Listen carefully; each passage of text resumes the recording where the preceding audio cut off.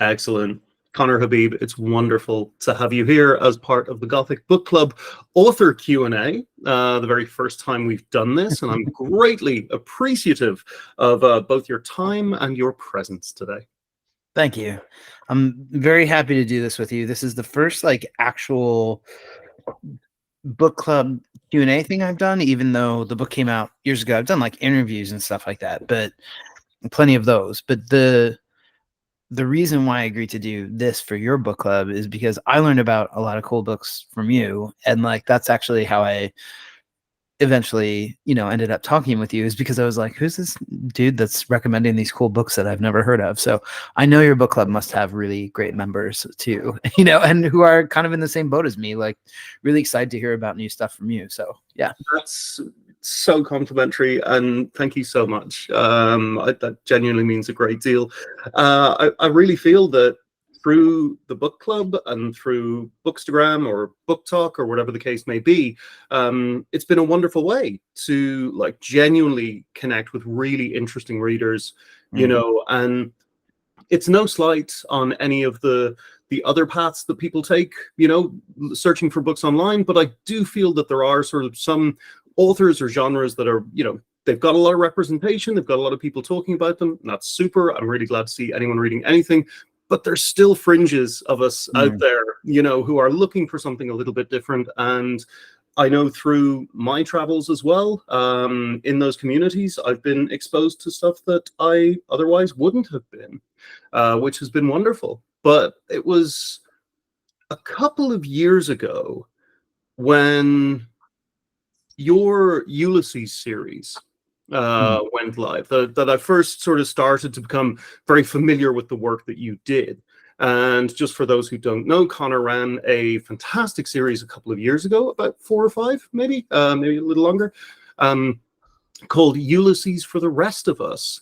And this was a very accessible access point into the world of the complexity of Joyce's wonderful modernist novel.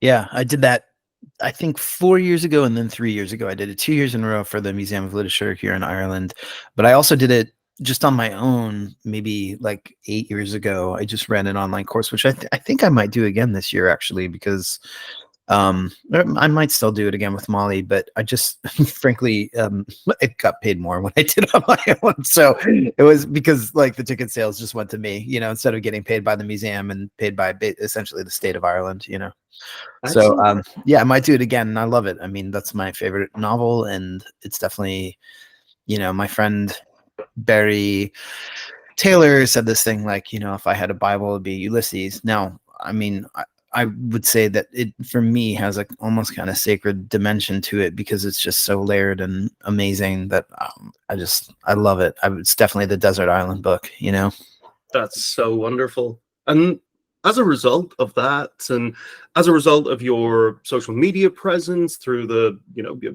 work that you do with your podcast, Against Everyone with Conner Habib, which I could highly recommend, I was delighted when I saw your novel on the shelves. When I first saw that you had released a piece of fiction, my immediate thought was, this is going to be interesting, and this is going to be different. And that was before we had ever spoken in person. And then when I saw a cover, I was sort of drawn in again by the very complimentary words from some very heralded people from the world of literature and horror. People like Clive Barker, Paul Tremblay. There was some fantastic celebratory statements, which felt very, very genuine as well. And that obviously helps to, I guess, give a certain amount of contextualization of who the book is resonating with. And that's always a very, very positive thing too. And when I read it, I wasn't disappointed in any way. In fact, I found it incredibly impactful and resonant, and just so evocative in many ways that we'll explore as the conversation progresses. But one of the things which I've been asked a couple of times over the past month is, why did you choose this for the Gothic Book Club? How does this book qualify as a Gothic story? And the way that I would answer this Hmm. is that the first element is that, to paraphrase something I heard years ago, horror is walking into your house and finding a body on the floor. But the Gothic is knowing that there's a body under the floor somewhere in your house. And while those two are very similar situations, there's a quintessential difference in the emotional processing and setting that's created from them. And I feel that I'm not great with giving starred reviews or excessive categorization, but if I were to describe Hawk Mountain, to me, it's like the moment in a dream where you do something and you enter the point of no return. And you realize that nothing will ever be the same. And it's that onset of panic, that onset of disruption, and that closing of a chapter of innocence or calm in your life that you know you will never have again. And to me, Hawk Mountain in many ways is that sensation spread out over a couple of hundred pages. And so that, just to kick things off, is why I would qualify it as a Gothic story in the very truest sense. It's a very psychological, a very introverted tale in many ways. And I hope that I haven't upset you with that. No. I mean, look, I can't.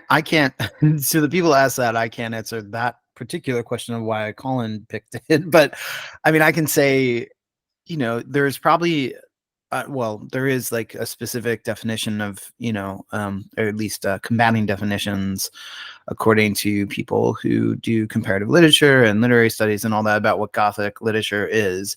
But I do think that's a good definition. And I also think if these were two people in an old mansion, nobody would have, nobody would question it, because we tend to actually mark genres by certain elements, but it's actually, for me, more of a gesture than it is like this or that element. Like, what is the actual gesture here? So I'm very happy to have it described as, as Gothic literature as well. And it makes sense to me. And I love a lot of that literature anyway. So it's all seeped into me as a writer. So, yeah. I definitely felt that. That's amazing.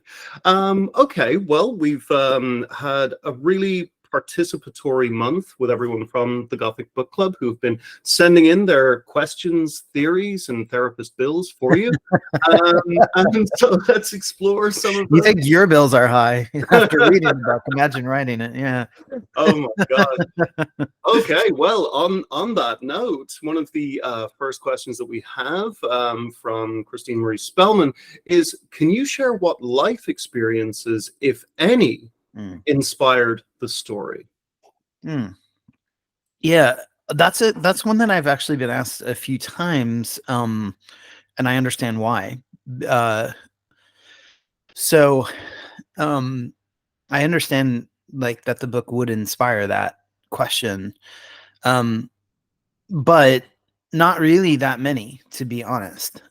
It's not as if, I mean, I was bullied in high school, and I was also probably terrible to other kids in high school, I mean, I think we tend to emphasize the times in which we were harmed a bit more, if we were. And so I could just say I was bullied, but I think I was probably a jerk, I don't know that I relentlessly bullied anyone like Todd is bullied in high school, but I do draw on that experience. But most of the events are not specific experiences that I endured. It's more just the way that kids talk to each other and feel that I kind of tried to tap into. And then, I tried to also tap into my childhood consciousness to think about what it was like for Anthony. But again, it's not, almost none of it, actually, I would say. There's one thing where there's a moment where Todd's talking about going to his high school reunion, and then later he never dreams about the kids he went to high school with again. That was true. I used to dream about kids I went to high school with all the time. And then when I went to the reunion, it just like completely went away. I just never dreamed about them ever again. So there's that. But mostly it's they're different events around maybe some similar feelings. Yeah, that makes a lot of sense because it feels like the distillation of a time and a place more than it feels like the repurposing of personal events, especially in the Right. latter half Right. of the book. I'm very glad that there was nothing in this. Just the murder. Yeah. That's it. Well, I mean, there was this one summer, but yeah, and we can obviously discuss all of the plot points within this conversation today. I think we can take it for granted that anybody participating or listening will have heard the full book. But just in case you haven't, we're gonna reveal some things as we progress. But thank you so much for that one. Now I have two questions, strangely enough, relating to Catcher in the Rye. So the first one is from Andy, and this says, the Catcher in the Rye has just been mentioned in the story, and I wonder what influence, if any, that book had on Conner growing up. And this is sort of supplemented by a question from Thomas Wright, which states, why did the Americans get the Catcher in the Rye cover? And do you see crossover or significant connection between the two novels?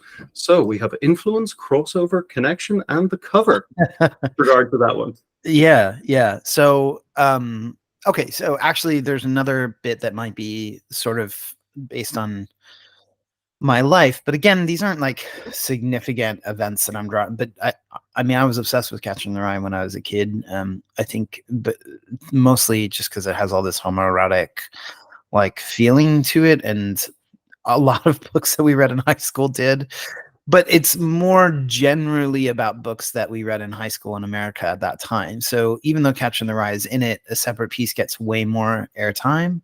And this ties into the cover. I actually asked I asked the publisher if they could make a cover that was kind of a mock-up of a separate piece, a very famous cover of a separate piece in the US, which is a painted cover of someone standing underneath a tree.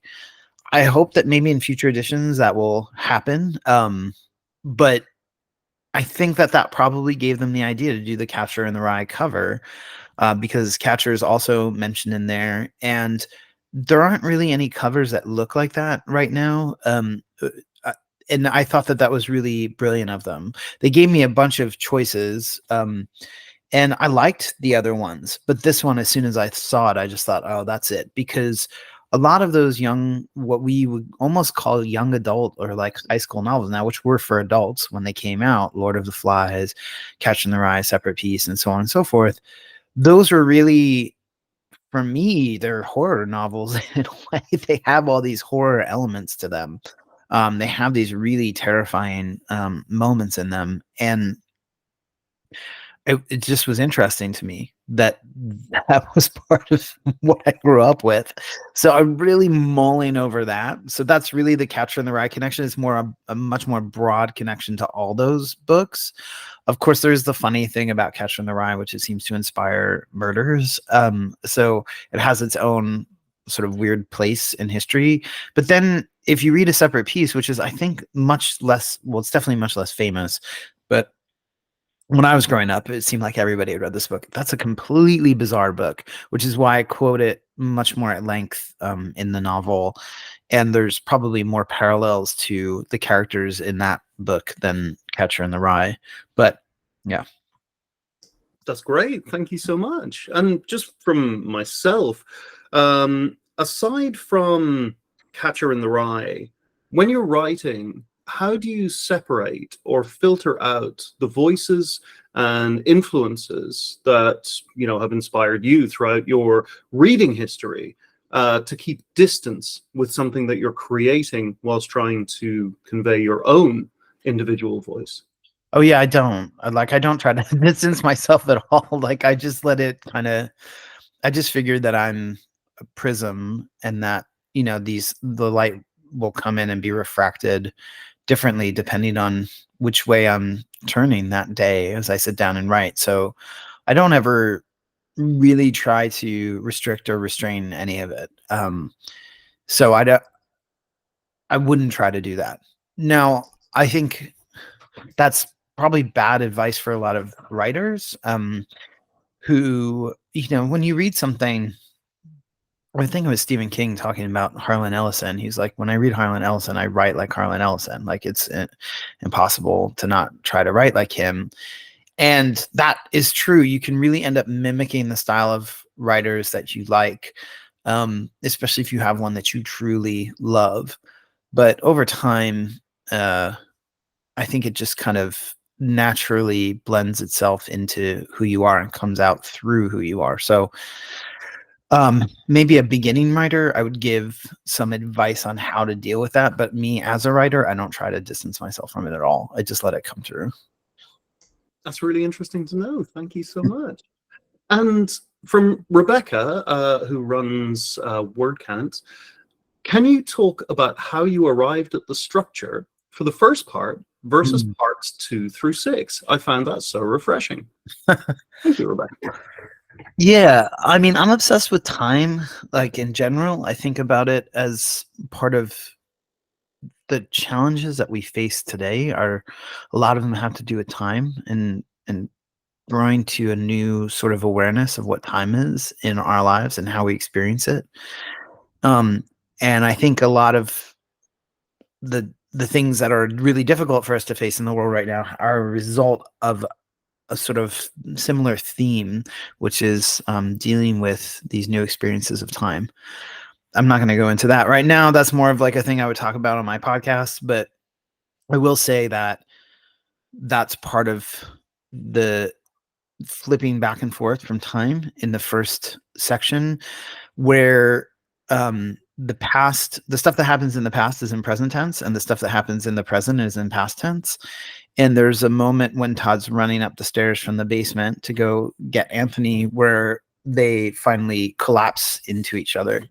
And it's like he's running up in past tense and then or in present tense, and then it collides into past tense or something like that. I forget exactly how it goes, which is funny. You forget stuff in your own book. But that balancing for me, had a lot to do with how present certain events that happen in our lives are, and to call them the past is almost ridiculous. And sometimes they can be more real or more present to us than what's happening right in front of our faces. And in fact, probably that happens to all of us every day. You walk through the day and you see something that you saw 2 days ago, and the memory from 2 days ago, it becomes a sort of intruder into the present moment. And so that's something for me that's really interesting to work with and think through. And that's why that structure is like that. But then that kind of gives way at a certain point to space, where there's an upstairs narrative and there's a downstairs narrative. And that space kind of takes over where time was once holding sway. And then after that, it becomes much more, again, about the sort of collapsing of all those things and the disaster that happens when you try so hard to keep these two things separate, and then suddenly they come all together at once. And so the unfolding disaster in the kind of final parts of the book, that all time and space is kind of blended together, all happens on the same level, and that's where the greatest disaster is. So that's what I was working with. I love that. That's fantastic. One of the things that I personally took, and maybe it wasn't intentional, maybe it's not something everybody took, but was when I was reading particularly that first part, what came to mind was the fragmentation of memory and the way that we hold on to, very distinct emotional memories from our younger years, because obviously they're the ones that impact us. And I sort of felt this balance, and I hate to use the word juxtaposition because I went to art school. I don't use that anymore. But there was this juxtaposition of, the experiences, particularly that Todd was having now with his memories of Jack, and the sort of present narrative taking place with what was unfolding before him, and how the previous memories Yeah, with their emotional slant really affected the way that he interacted and treated Jack in the present. And I thought that was fascinating as well, because it was a really interesting technique to use to great effect, I might add, as well. Thank you. Yeah, I mean, for sure, it's. I tried to make. I guess I tried to sort of look through and see where there were direct connections and where there were connections that were not so direct. Yeah, I mean, it's. I would say in some cases, I mean, you do this when you really look over your own work. You end up retrofitting a few things in, like, or I should say, retro noticing. You're like, oh, I didn't realize that that was connected to that, or that was connected to that, and you just see it, and you're happy that the mind that you weren't paying attention to takes care of it for you as you're writing. So I'm glad that you had that. I'm glad that you had that experience while you're reading it. Most definitely. The next one is from Elioth Borealis, who has a couple of points that I'll share with you. First thing is, did you do any genuinely or specifically interesting research for the book? I think I know what elements he's talking about here. And are any of the storylines or characters based in real life? So that's from Alioth. Yeah, there's no characters based on real life. Although just really funny is after I gave my reading at the Strand in New York, it was a great reading. It was like packed, which was like a shock to me. I mean, the whole tour was like pretty full, which was amazing. But the Strand's like a really, the Rare Book Room is a pretty big room, and so I couldn't see everybody who was there. And when I finished the reading, my cousin walked up to me. I hadn't seen my cousin in years. And it's my cousin Chad. And Chad's brother's name, my cousin, is Todd. And Chad's mom's name is Elaine. And he was like, so Todd and Elaine, huh? And I was like, oh shit. I didn't even think about it. But I mean, those characters have nothing to do with those people. They don't resemble them in my mind. They don't look like them. They don't act like them. But it's funny, like, so you ask, are they based on any real people or real, like, not that I know of, but people catch things all the time. My friend, Nina Passion, she's the singer for the band Cardigans. And she was like, after she read it, she was like, Elaine Page is a famous singer, right? And I was like, what? And I was like, nobody said anything to me in the entire editing process. Duh. And so it's like these things show up and you just don't think of them. Your mind, again, it refracts things in funny ways. As far as the other question, that was the research. I didn't research anything. And the funny thing is, I just imagined all of it. But a really close friend of mine, her name is Caitlin Doty. She's a famous YouTube. She has this show called Ask a Mortician, and she knows everything about dead bodies. She's written 3 bestsellers about bodies and funeral rites and stuff like that. And I showed it to her, and she was like, yeah, this is pretty good. She was like, you only got one thing wrong, which was a specific smell that I got wrong. And I was like, okay. So then I went back and changed the smell. Now, there were maybe a few things that I doubted about dealing with dead bodies, but most of it I just kind of imagined. And so I mean, I don't know if that's good or bad, like I don't know if that means I have a good imagination or a truly horrible one, but I just imagined all of it. And I think that that's something that I checked, like I fact checked afterwards, of course. So there was that research, but I fact checked it with Caitlin. Not everybody has like death expert on hand to ask questions about bodies with. So, but I would say that I wish more writers would do that. I think writers get really lost in the weeds of researching when it's just like, just imagine it, and just see where your imagination goes. And if you really push on your imagination, you might actually get things right. And then you just check up on it afterwards instead of like agonizing over every little detail. the diligence can come after your writing, because people get really stuck trying to get everything right as they do it, and then it just causes writer's block. They feel like they never pull it off, all that kind of stuff.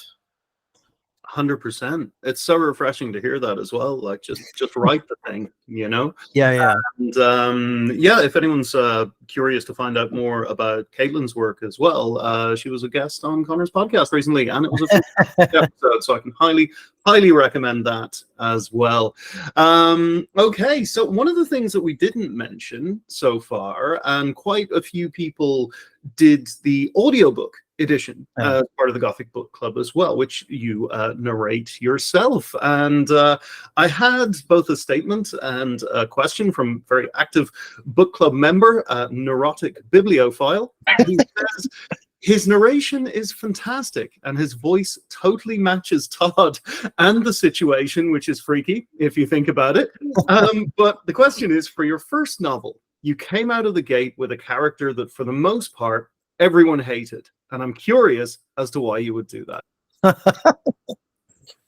That's funny. I don't hate him. So first of all, thank you. It's always nice to hear from a neurotic bibliophile such as myself. Actually, I'm not neurotic, but I am probably neurotic when it comes to books. And I also, so thanks for the kind words about the narration as well. I don't hate him. I don't hate anybody in the book, really. Is that true? Yeah, I don't really. I mean, there's like a shopkeeper who's like, I think, kind of a total asshole, but I don't really hate him. I think he. But actually, let me try to answer the question instead of just being like, well, I don't hate him.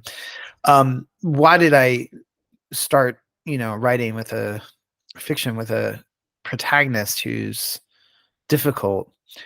I think, and maybe, yeah, I think the way I would say it is, in the novel, you keep kind of switching sympathies. So even if you don't like Todd in the present, you can look at what's happened to him in the past and say, holy shit, that's terrible. But you keep sort of throughout the novel switching your sympathies. And my choice in doing that was, again, I think a lot of writing these days really focuses on who was done wrong to, and how horrible their life was, and how they overcame that. Or if they have a kind of anti-hero, they're just really completely despicable. And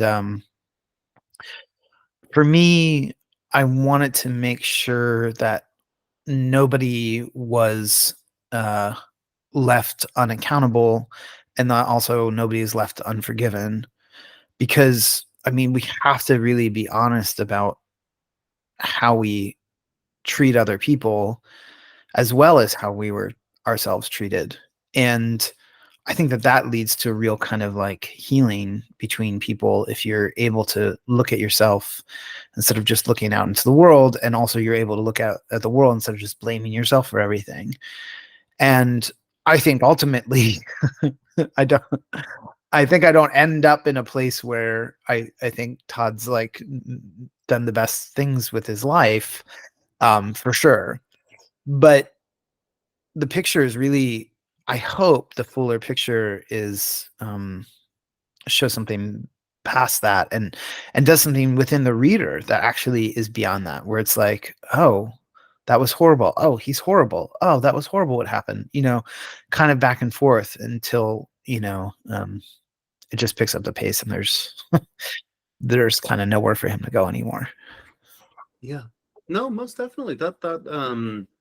That fits for sure. And it's interesting to hear your standpoint that, you didn't create Todd as, this sort of like either black or white, good or bad sort of binary character. He's a sort of complex composition of, different events and incidents and choices that he's made throughout his life. And that's really good. But it's just funny because the next question I have opens with, Todd is so annoying, but I love unreliable narrators. I wondered about Anthony.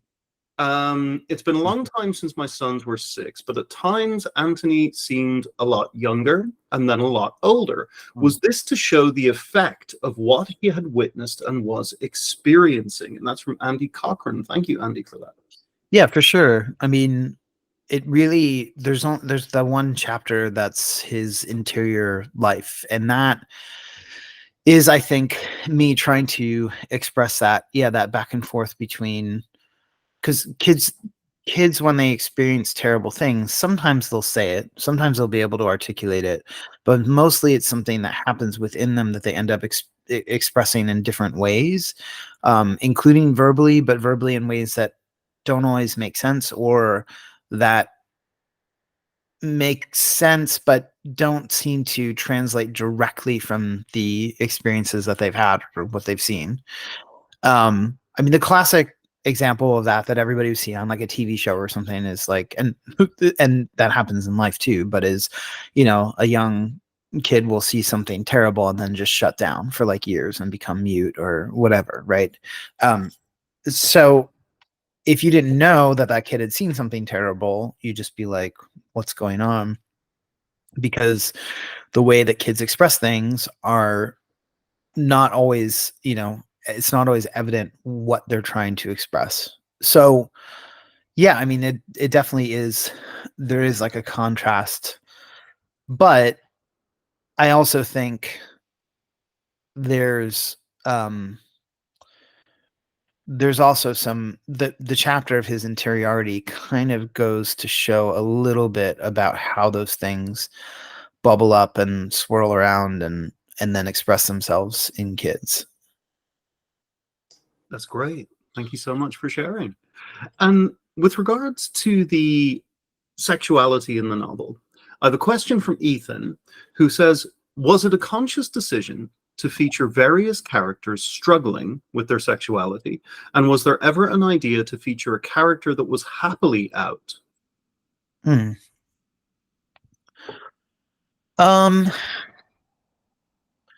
So those are two very different questions for me. I mean, it was definitely a conscious decision. I would, and I hope this isn't heading off any other questions that people have asked, but like, I don't really view it as struggling with sexuality exactly. I think that that's there for anybody that wants to read that into it, and I think that that's definitely a valid way to read it. But for me, it's much more a picture of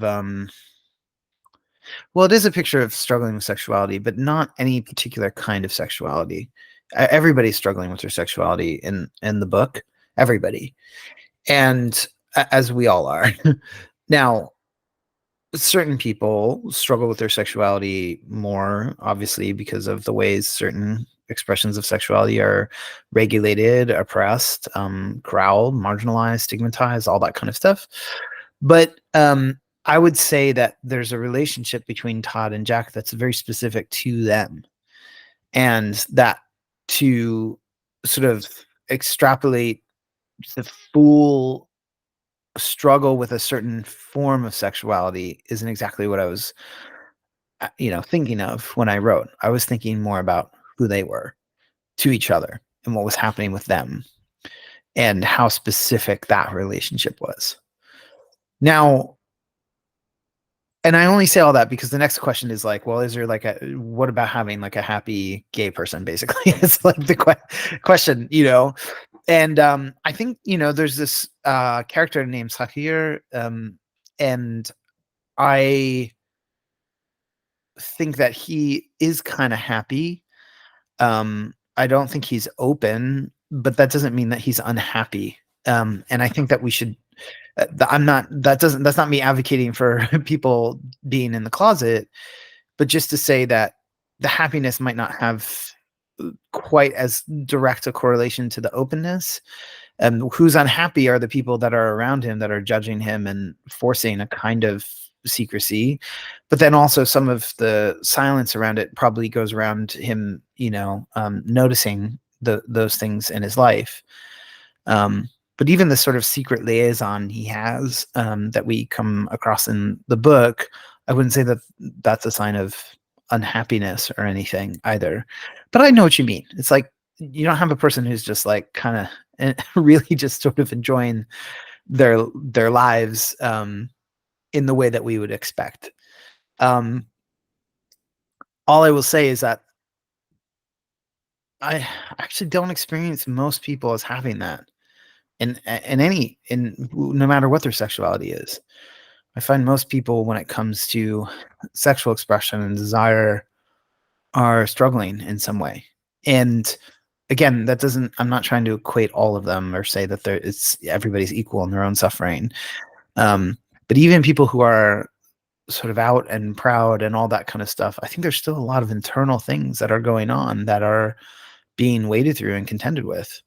And even if there weren't, like, society keeps coming at you. So even if you were fully happy, things in the world are going to happen, or people around you are going to show up that are going to, throw wrenches in the gears. So, yeah, so I think that's more, what I was going for, I guess. Yeah, and that's what I took. Well, first of all, poor Sahir, he got done dirty. Yeah. That's the sort of outcome for him was definitely not deserved. But with Todd and Jack, I saw it more as a tentative and difficult love story where someone is feeling the complication of emotion towards a person that hasn't always been incredibly kind to them. Yeah. And that, could describe a lot of relationships, potential relationships as well. It's this weird imbalance of logic and structured narrative that we all like within our life, and there's a great degree of turmoil and uncertainty and trepidation with regards to that. And that's really what I took from the two of them, and that's why I think it was so effective in many ways too. Yeah, thanks. I mean, it's funny, I just, like, 3 nights ago watched Brokeback Mountain for the first time since I saw it in the theaters, I think. And it was the first time my boyfriend watched it with me. And I was so struck by, this is a movie that really, in a lot of ways, we could say, oh, this is about how a poisoned society destroys everybody's lives, even when people are trying to fall in love in that poisoned society. But rather than focus on how difficult the culture is exactly, or the society is, it really mostly just focuses on two people trying to fall in love with those conditions existing within them. And so it's a love story that reveals something to us about, society. And I think that that's the way that I would try to go. And kind of what I think I was trying to do here too is, like, I don't want to focus on all the problems of the world. They are there, but actually I want to hone in on the relationship. And then, if you're standing kind of very close to the relationship and you sort of look at everything that's going on all around it, be like, what the fuck? But not to just, like, drown out the relationship that's trying and struggling to be born and to die and, to live again in other ways, just by kind of going at it from some sort of social political lens. So anyway, just to say, then I was like, yeah, oh yeah, there's a mountain in that one too. Like, it's again one of those connections that you just don't kind of make when you're writing it. But I realized, I realized that was something that film also did, and that, like you said, the two characters in that movie aren't nice to each other. Now, they're not necessarily as deliberately cruel to each other, but they're not nice to each other, and yet they are struggling for something that's beyond them. Yeah. No, that's great, and a really, really good comparison as well. I have a couple more before we wrap up. Nothing that should send us on too many lengthy paths, because I am mindful of your time. Okay, so this one is from Bonnie Conrad. Now, Bonnie sort of prefaces her question by saying, I was lucky enough to attend a book reading in Philadelphia when the novel first came out and got to meet Conner. He was warm, welcoming, and wonderful, and I can still feel his hug. I remember that. Bonnie was great. Yeah. Oh, amazing. Well, Yeah. it's fantastic that you're getting to reconnect through these means today. So Bonnie's question is that Conner once mentioned that he considered writing Hawk Mountain as a screenplay during its journey from his mind to the page. With that in mind, I'd like to ask Conner if he has a dream casting in the mind the event his magnificent book eventually makes it to the screen. Oh gosh. You know, it's funny. I think about it all the time because it was actually very close to being made into a movie. There was a production company and an actor and a producer and screenwriter, and I was getting paid along the way, and that all set into motion before the book even was picked up for publication, because some scout got it to somebody, and now it's actually changed hands in all of that, in every aspect. Although maybe some of the old people will be coming in, the sort of old team will be coming in on it again. So on the one hand, I've thought about it constantly, and I also knew who the actor was going to be, who was going to play Todd, and I was very excited about that. But then on the other hand, it's so like, and if it's still that person is the perfect person. So I won't say his name. But I'm trying to think.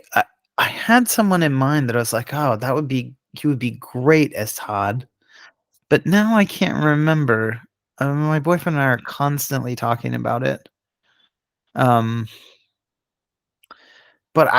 I'm a little on the spot here, so I can't totally remember. My dream director, I could say, although I don't think this would happen, but it would be probably Deborah Granick, who directed Winter's Bone. The feel of that movie and the feel of what I've written feel very close together for me. I have such, even though she's not done that many movies, I have such like respect and admiration for her as a director. So I could say that maybe, but it's hard. That works.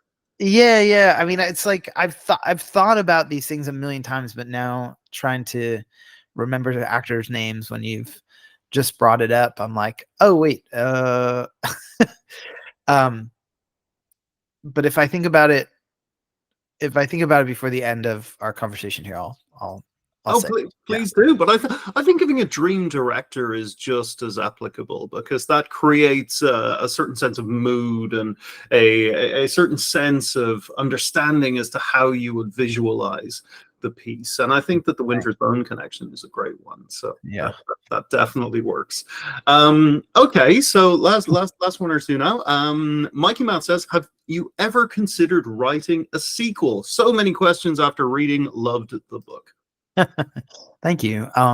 Yeah, I have, and in fact, some of it came from when it was getting close to production. The producer, screenwriter was like, so if this became a TV series, would you be able to write a season 2? And I was like, I just kind of like looked up for a minute, and I was like, oh yeah, I have the story. So yeah, I know the story. So I would. I mean, it's not fully fleshed out, but I know who would be in it, what they'd be doing, what they'd be interested in, checking out and all that kind of stuff. So yeah, for sure. That's great. No, because I was thinking about that myself, and initially I was like, but how could, like, what's he going to do? Put them back together? And then, I thought, okay, well, there is Turtle Valley. Yeah. Just scouring the ocean floor. Yeah. But I think, with regards to like the guilt and suspicion, so much can be done with that. That can be, sort of developed and explored in so many ways. And of course, the introspective guilt as well. The Raskolnikov effect, if you will, of dealing with the things that you've done. As I said, that point of no return that we spoke about in our introduction as well.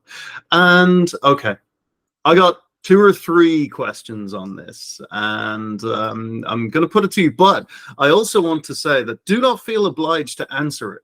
Do not feel beholden to these Gothic Book Club members. But I did get 3 or 4 questions alluding to the ending of the book, asking whether Todd killed Anthony. So I will say that the answer is quite clearly in the book. But Very well that done. nevertheless seems to not have affected many people who want to answer one way or the other. I will say that my boyfriend does not believe me when I tell him what I think has happened, and I should say what I know has happened. But in spite of all that, and so what that's shown me, like, even though the person that's closest to me in my life has a very different opinion of what's happened at the end of the book, is that it actually is open. And now, will I close that down if I write a sequel? Well, you'll see, because I'll shut the thing down immediately, one way or the other. But it is. But I'm grateful, actually, that people are having different reads on it. And actually, I've also found that both sides of that read find it quite self-evident of what's happened or not happened until someone challenges it. And then they're like, oh, wait a second. So I